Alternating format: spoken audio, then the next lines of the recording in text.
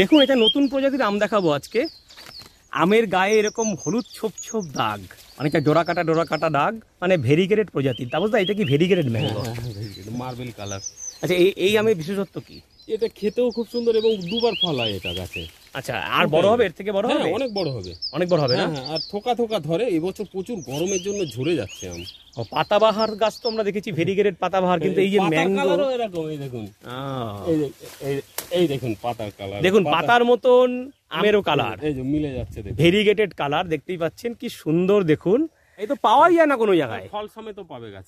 আচ্ছা আচ্ছা আচ্ছা আচ্ছা, বাহ, কিছু আছে ফল সমেত। তো এইরকম ভেরিগেটেড ম্যাঙ্গো সহ নানান রকম আম গাছ এখানে, দুষ্প্রাপ্য প্রজাতি, কাঁচা মেঠে থেকে শুরু করে মিয়াজাকি, কিউজাই, পালমা, রাজভোগ, নানান রকম আম গাছ পাবেন সরকার নার্সারিতে। দাদার নাম্বার 8777543197। এই নাম্বারে ফোন করে চলে আসুন।